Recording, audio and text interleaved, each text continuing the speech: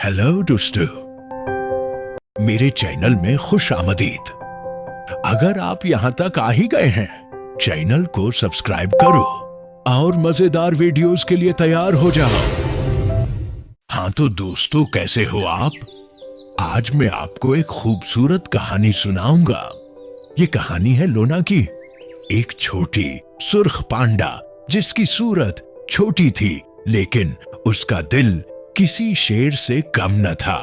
बांस की वादी का एक कोना था, हल्की सी धुंध में लिपटे हुए पहाड़ों के दरमियान, जहां हर पत्ता किसी राज की कहानी सुनाता था।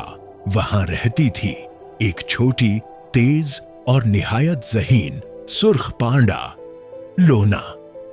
हर चीज उसके लिए एक नया राज थी, हर आवाज एक नई दास्तान।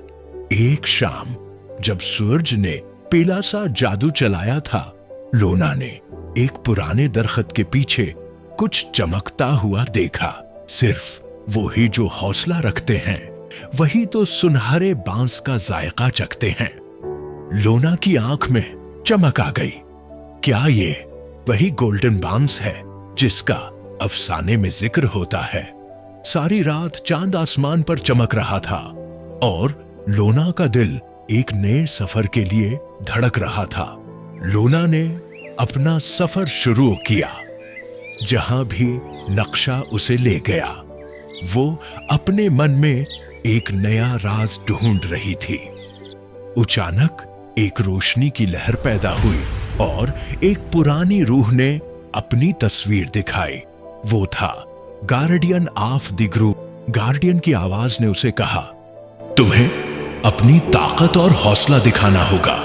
सिर्फ ऐसे ही तुम सुनहरी बांस तक पहुंच पाओगे। लोना ने अपनी समझदारी और हौसले का इम्तिहान दिया और गार्डियन की पहली दुख भरी पहेली हल कर दी।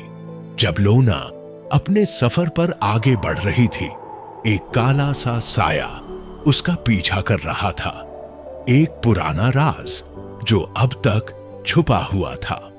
लोना ने एक पुराना मंदिर देखा, जहां उसने एक पुराने पांडा का साया देखा, जिसका मकसद अब भी दुनिया के राज समझना था।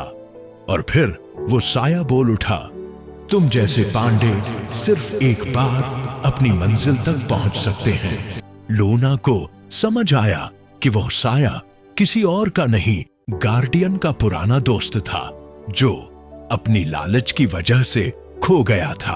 लोना ने अपनी हिम्मत और समझदारी से उस साये को मिटा दिया और बांस की वादी को फिर से रोशनी से भर दिया।